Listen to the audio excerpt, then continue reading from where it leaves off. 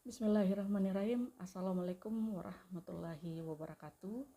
Puji syukur atas segala nikmat yang diberikan kepada kita semua, dan semoga kita semua selalu mendapatkan ridho dari Allah Subhanahu wa Ta'ala.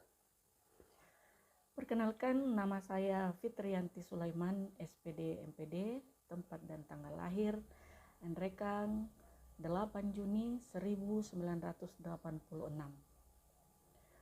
Saya menyelesaikan S1 pada tahun 2008 di Universitas Negeri Makassar dan menyelesaikan strata 2 pada tahun 2015 di Universitas Negeri Makassar. Saat ini saya mengajar di Universitas Muhammadiyah Nrekang, dan Universitas Muhammadiyah Nrekang berada di Kabupaten Nrekang, Provinsi Sulawesi Selatan. Alhamdulillah tahun ini data saya sudah eligible untuk mengikuti sertifikasi dosen tahun 2022. Home base saya yaitu di program studi bimbingan dan konseling Universitas Muhammadiyah Nrekang. Pada semester genap tahun akademik 2021-2022, proses perkuliahan di Universitas Muhammadiyah Nrekang sudah kembali seperti sedia kala. Perkuliahan dilaksanakan secara luring tetapi tetap menjaga protokol kesehatan. Semoga kita semua terhindar dari virus COVID-19. Amin, amin ya rabbal alamin. Pada semester genap tahun akademik 2021-2022, salah satu mata kuliah yang saya ampu yaitu mata kuliah bimbingan dan konseling belajar pada semester 2 kelas A dan kelas B. Mata kuliah bimbingan dan konseling belajar jumlah SKS-nya yaitu sebanyak 3 SKS. Setelah mahasiswa mengikuti mata kuliah bimbingan dan konseling belajar, mahasiswa mampu 1. Menjelaskan identitas mata kuliah, 2. Menjelaskan tujuan mata kuliah, yang ketiga mendeskripsikan isi perkuliahan serta proses evaluasi perkuliahan. Interaksi langsung antara dosen dan mahasiswa melalui tanya jawab dan diskusi. Adapun capaian pembelajaran program studi yaitu mahasiswa diharapkan mampu menjadi guru pembimbing atau konselor yang profesional, dan capaian mata kuliah yaitu mahasiswa mampu mengaplikasikan bimbingan dan konseling belajar dalam layanan bimbingan dan konseling. Untuk sikap, diharapkan mahasiswa memiliki rasa menghargai kondisi dari semua klien dalam pemberian layanan bimbingan dan konseling. Dari segi pengetahuan, diharapkan mahasiswa dapat memahami konsep bimbingan dan konseling belajar. Kemudian dari segi keterampilan, diharapkan mahasiswa mampu mengembangkan bimbingan dan konseling belajar. Adapun deskripsi atau singkatan dari deskripsi singkat mata kuliah bimbingan dan konseling belajar yaitu dapat mengkaji konsep bimbingan dan konseling belajar, dan materi yang diberikan kepada mahasiswa antara lain menjelaskan konsep dasar bimbingan dan konseling belajar yaitu pengertian bimbingan konseling belajar, tujuan bimbingan konseling belajar, fungsi bimbingan konseling belajar, manfaat bimbingan konseling belajar, kebutuhan bimbingan bagi anak, dan macam-macamnya. Kemudian jenis-jenis gaya belajar. Adapun jenis-jenis gaya belajar yaitu gaya belajar audiovisual, visual, dan kinestetik. Faktor-faktor yang mempengaruhi belajar yakni faktor internal dan faktor eksternal. Kemudian yang keempat adalah langkah-langkah diagnosis kesulitan belajar siswa. Berikut ini saya akan menayangkan proses perkuliahan mata kuliah bimbingan konseling belajar pada semester 2 yang berlangsung secara luring. Selamat menyaksikan.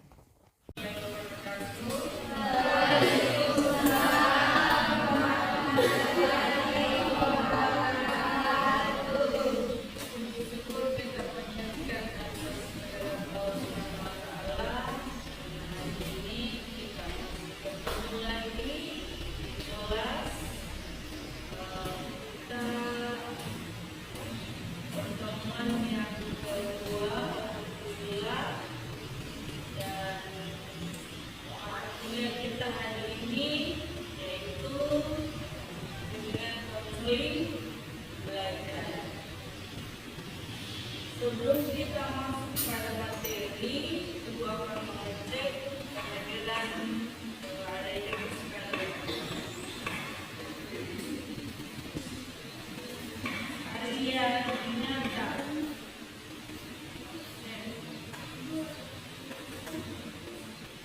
Dewi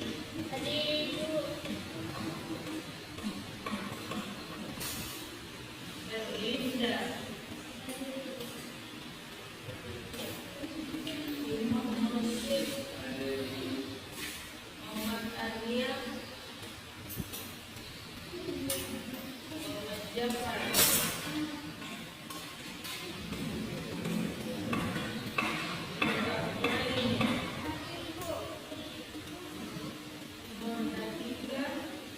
Membahas atau merefresh kembali apa yang Anda pahami tentang bimbingan, konseling, dan bimbingan dan konseling, gitu ya.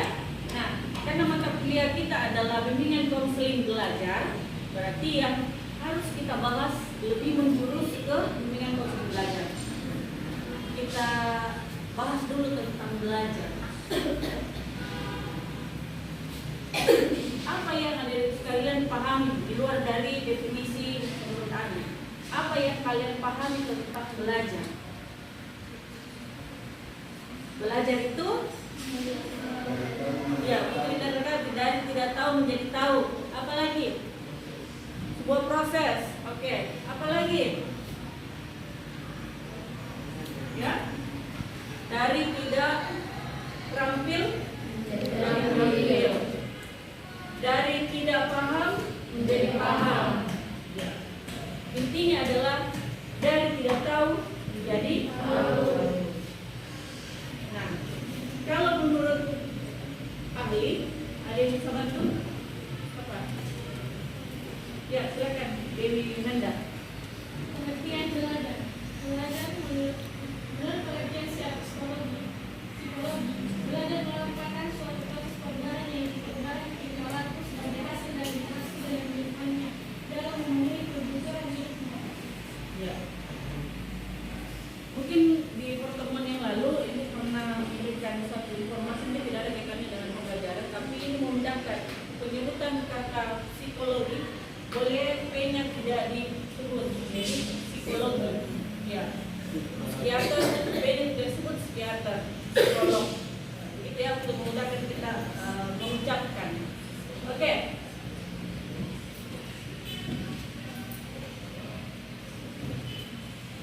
Kalau menurut para ahli yang lain, ada yang bisa? Juni, silakan Juni. Yang belajar menurut alias dalam seperti surya masyarakat. Belajar merupakan proses perbuatan yang dilakukan dengan sengaja, kemudian menimbulkan perubahan yang menjaganya berbeda dari perubahan yang dilakukan. Oke, terima kasih. Ya, jadi belajar itu akan menunjukkan bahwa hasilnya itu ada kalau terjadi perubahan. Misalnya, kalian pada saat belum tahu bawa kendaraan, kan pasti kalian belajar untuk bisa terampil. Nah, bukti kalau Anda sudah belajar, buktinya adalah kalian bisa membawa kendaraan tersebut. Kalau masalah belajar pun demikian. Mungkin kalian lagi belajar tentang perhitungan matematika. Setelah kalian memahami maksud dari perhitungan, pada saat kalian diberikan soal atau pertanyaan terkait dengan perhitungan, penambahan, pengurangan atau pembagian, maka kalian akan bisa menjawab soal tersebut dengan baik. Berarti itu sudah ada perubahan. Yang awalnya tidak tahu perhitungan, penambahan, pengurangan, pembagian, kemudian akhirnya jadi tahu. Berarti itu ada proses belajar. Orang tidak ada yang langsung tahu penambahan, pengurangan, dan sebagainya. Tidak usah terlalu jauh lah. Huruf. Dulu waktu kita kecil, kita tidak tahu huruf, angka, dan nomor. Tapi ada proses yang dilakukan agar kita mengetahui dan memahami tentang huruf atau angka tersebut. Waktu kita kecil, kita diajarkan belajar itu dengan cara bermain. Caranya adalah bernyanyi. Nah, bernyanyi itu sebenarnya ada maksud sebaliknya. Satu untuk menghibur, ya, kita sambil bermain, tapi ada maksud dibaliknya, yaitu pemahaman atau pengenalan huruf pada saat kita masih di PAUD. Ada lagu kan? 1, 2, 3, 4, 5, 6, 7, 8. Nah, itu kita menyanyi, tapi secara tidak langsung kita diperkenalkan bahwa ada itu nomor 1, nomor 2 sampai ke sekian. Tapi di lagunya tidak mungkin lah sampai 100 ya. Jadi disetting supaya lebih mengasihkan lagunya, lebih mudah dipahami oleh siswa atau anak didik ya kalau di PAUD. Begitupun dengan huruf. Ada lagunya. Ada yang masih ingat? Ya. A B C D ada? E F G ayo. A I J K L M N O P Q R S T U V W X Y Z. Ya. Jadi dulu waktu kita kecil sering sekali kita diperdengarkan atau diajak bernyanyi lagu ini. Nah, secara tidak langsung ada proses belajar di dalamnya. Jadi pada saat guru kita langsung mengajar, ini huruf A. Jadi kita sudah tidak asing lagi tentang huruf A, karena sudah pernah mendengar. Apalagi sekarang pembelajaran di sekolah-sekolah sekarang sudah kami juga didukung oleh teknologi, ada yang menggunakan video pada saat mengajar. Jadi guru tidak setengah mati dalam mentransfer ilmunya lagi.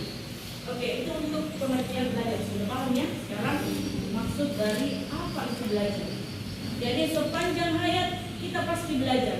Belajar itu tidak hanya tentang pengetahuan, ya, tapi tentang kehidupan pun kita pelajari. Sikap pun kita pelajari. Sikapnya orang, bagaimana kita berinteraksi dengan orang, pasti kita belajar. Pengalaman adalah guru terbaik. Banyak memberikan kita pelajaran.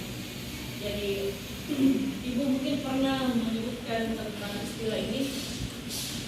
Semakin keras besi itu ditimpa, semakin banyak tempaan yang kita hadapi, insya Allah proses belajarnya pun akan jauh lebih banyak juga. Nah, kalau bimbingan konseling belajar, coba Nurdin, tolong dibaca.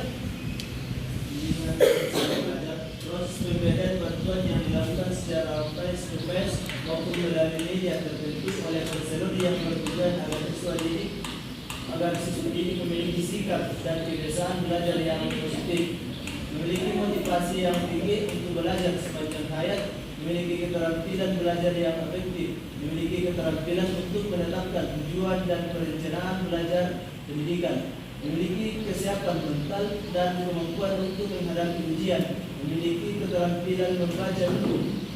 Oke, adik sekalian, saya akan merefresh kembali juga tentang bidang-bidang apa saja yang ada dalam bimbingan dan konseling. Kenapa sampai ada mata kuliah bimbingan konseling belajar? Ya, karena dalam bimbingan dan konseling ada 4 bidang. Ya. Yang pertama adalah bidang belajar, kemudian pribadi, sosial, dan karir. Nah, kenapa sampai ada mata kuliah ini? Karena supaya lebih mendekat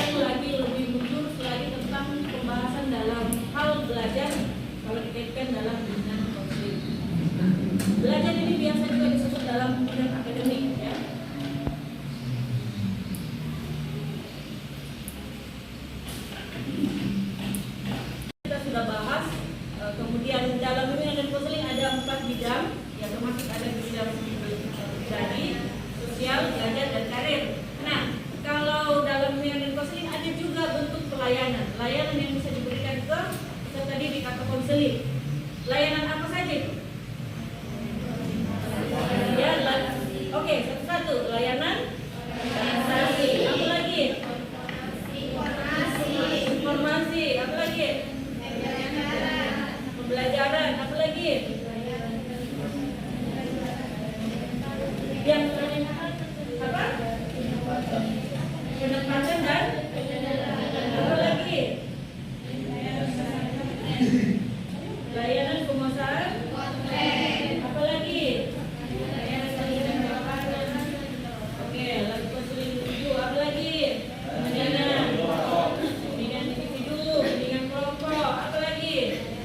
Konseling kelompok, konseling individu. Apa lagi? Konsultasi, mediasi. Iya, jadi kalian harus memahami juga layanan-layanan yang ada dalam pembimbingan dan konseling. Jadi misalnya kita kaitkan, ada siswa yang bermasalah, sering datang terlambat, kayak dia tadi. Ya, sering datang terlambat, ya kita cari tahu apa penyebabnya. Ya, kemudian kita cari layanan yang pas untuk menyelesaikan masalah itu. Ya, kita panggil, kita berikan dulu layanan, mungkin layanan bimbingan individu mungkin. Kemudian kita cari tahu apa kebiasaannya di rumah. Ya, pasti kita cari informasi ke orang tuanya, layanan mediasi atau dia bermasalah dengan orang tuanya, kita berikan lagi layanan mediasi. Oh, mungkin dia ada clash dengan orang tuanya, maka kita mau setting, kita buat rencana pelaksanaan layanan yang akan diberikan adalah layanan mediasi antara siswa dan orang tua. Ya, karena itu bisa berdampak pada akademiknya. Dia jadi malas ke sekolah, ya, sering datang terlambat. Kalau sering datang terlambat atau sering tidak masuk sekolah, pasti pelajaran itu tidak bisa diikuti dengan baik. Maka berdampaklah pada prestasi belajarnya, nilainya menurun. Nah, salah satu yang bisa dilakukan adalah layanan mediasi kalau dia bermasalah dengan orang tuanya. Maka alurnya adalah kita ada juga kunjungan rumah. Kita kunjungan rumah ke orang tuanya, mencari tahu dulu informasi dari orang tua, kira-kira ini anak apa masalahnya. Kemudian setelah kita dapat benar terangnya masalah yang dihadapi, maka kita pertemukanlah antara orang tua dengan si anak yang dilakukan layanan mediasi. Jadi setiap masalah ini selalu dicarikan layanan yang pas yang bisa diberikan kepada konseling atau klien. Kemudian apalagi contohnya? Mungkin ini anak pemahaman tentang pelajaran matematika agak kurang. Dia butuh pembimbingan yang lebih ekstra. Ya, karena rata sih atau pada umumnya banyak anak-anak yang kurang menyukai pelajaran itu karena menganggap bahwa pelajaran matematika susah. Ya. Nah, apa yang ditempuh oleh guru BK kalau menghadapi seperti itu? Ya, pasti kita cari tahu dulu ke guru mata pelajaran yang mengajar sekarang. Kenapa nilainya sampai rendah? Kalau menurut guru mata pelajaran yang mengaku mata pelajaran matematika bahwa ini anak kurang dalam pemahaman, maka kita komunikasi ke gurunya bahwa mungkin butuh penanganan khusus karena tidak mungkin kita yang memberikan bimbingan. Penambahan waktu untuk pemahaman mata pelajaran itu matematika karena kita bukan guru matematika. Kita hanya bisa memediasi antara guru dan siswa tersebut. Maka sang guru memberikan waktu yang khusus, pembimbingan khusus ke siswa yang kurang pemahamannya terhadap pelajaran matematika. Atau bisa jadi sebenarnya ini anak jago dalam matematika, tapi lagi ada masalah pribadi. Ya. Nah, masalah belajar, masalah pribadi ini bisa sangat berkaitan. Dia punya masalah pribadi, tapi berdampak pada hal belajarnya. Mungkin, ya apalagi kalau usia-usia remaja sudah mulai masuk masa pubertas.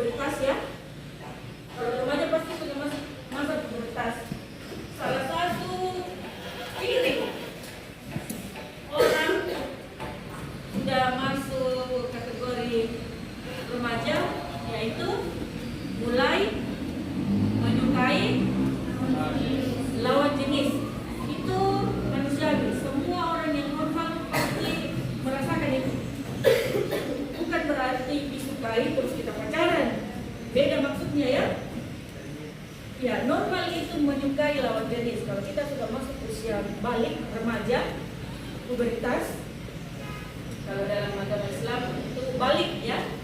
Ya, kalau dalam psikologi atau dalam yang normalnya itu masuk masa pubertas. Nah, salah satu cirinya adalah menyukai lawan jenis. Jadi anak rata-rata itu di usia menduduki sekolah menengah pertama di SMP itu muncul banyak jerawat dan lain-lain karena ada perubahan hormon yang begitu drastis. Nah, dia ada masalah terjadi. Dia mungkin suka seseorang, ya, lawan jenisnya. Jangan bilang, Bu, kalau sesama jenis bagaimana, Bu? Itu disorientasi seksual, ada kelainan, ya.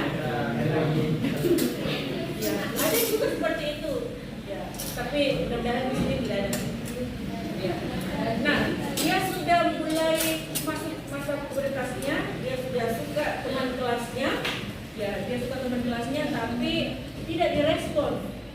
Nah, karena tidak direspon, dia jadi tidak semangat ke sekolah. Setelah ditelusuri ya, dia tidak semangat ke sekolah. Kemudian kita cari tahu dari teman-temannya, katakan kalau dia pasti malu mengutarakan teman-teman, oh Bu, itu Bu suka si A, tapi si A tidak suka dia Bu. Jadi salah tangan. Ya, akhirnya si anak ini jadi patah hati mau bunuh diri, oh tidak. Belum.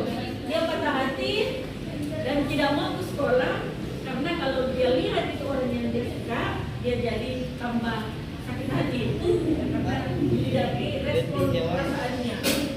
Ya, akhirnya karena dia malas ke sekolah, ya dampaknya adalah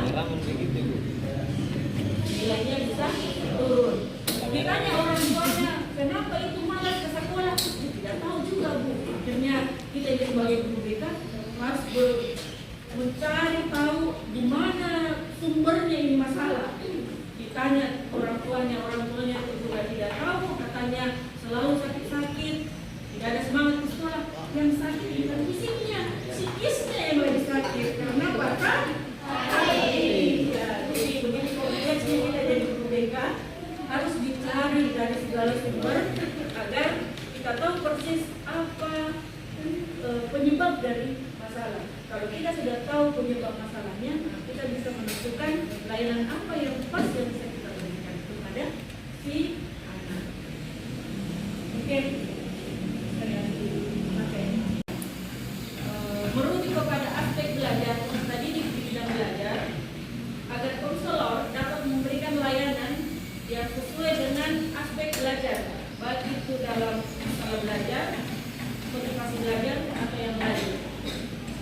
Dalam dunia pendidikan di sekolah menengah pertama banyak anak yang mengalami masalah belajar.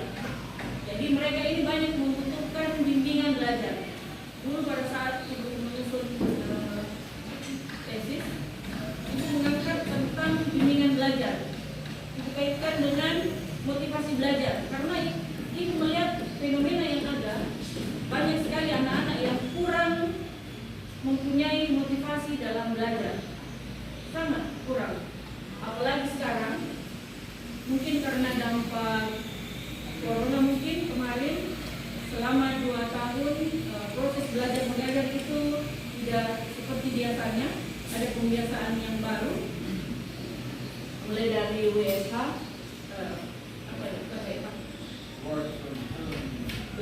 belajar dari rumah, kemudian setelah itu masuk lagi sekolah tatap muka, tapi hanya beberapa jam. Jadi kalau kita berhitung tentang jam tatap muka itu tidak sesuai dengan kurikulum. Tapi karena daripada tidak sama sekali masuk sekolah, akhirnya ada pembatasan waktu tatap muka di tiap mata pelajaran. Nah, hal itu juga yang memicu motivasi anak-anak ini semakin berkurang. Jadi guru bimbingan atau guru BK yang ada di sekolah itu tambah kerja keras karena banyak siswa yang mengalami masalah belajar. Jadi sebelum tambah parah, ya diberikan bimbingan, ya. atau masalahnya belum parah, bimbingan masih bisa. Tapi kalau sudah sangat parah, maka harus diberikan pelayanan konseling, entah itu konseling pribadi atau konseling kelompok, disesuaikan dengan kebutuhan. Saya khawatir kalau anak-anak yang bermasalah ini tidak ditangani dengan cepat dan tepat, maka masalah itu akan semakin besar. Mungkin sekarang jarang kita mendengar anak-anak yang tidak lulus atau tidak naik kelas, ya karena selalu ada diberikan kesempatan untuk perbaikan. Tapi kalau dilihat sekarang karakter peserta didik semakin kompleks ya. Makanya ibu bilang tadi guru BK ini atau guru-guru yang ada di sekolah ini kerja keras untuk mengembalikan lagi motivasi belajarnya siswa peserta didik.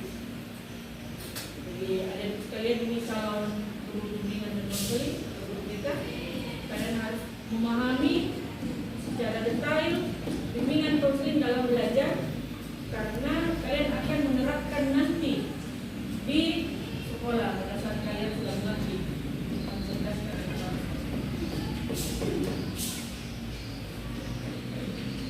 Oke, stop dulu. Pertemuan kita kali ini, aku rasa sudah masuk waktunya untuk kita akhiri. Semoga apa yang kita bahas hari ini bisa bermanfaat buat kita semua. Jadi hal-hal yang tidak berkenan mohon dimaafkan. Sampai jumpa pekan depan. Insyaallah akan ada pembagian kelompok. Dan sekian untuk hari ini. Assalamualaikum warahmatullahi wabarakatuh. Waalaikumsalam warahmatullahi wabarakatuh. Oke. Itulah tadi video pembelajaran mata kuliah yang saya ampu pada semester genap tahun akademik 2021-2022 untuk mata kuliah bimbingan dan konseling belajar. Semoga video tadi memberikan manfaat buat banyak orang, dan mohon maaf atas segala kekurangan. Dan buat teman-teman yang lagi berjuang untuk mengikuti sertifikasi dosen tahun 2022 membuahkan hasil yang maksimal. Mohon maaf atas segala kekurangan. Sekian, fastaghfirul khairat. Assalamualaikum warahmatullahi wabarakatuh.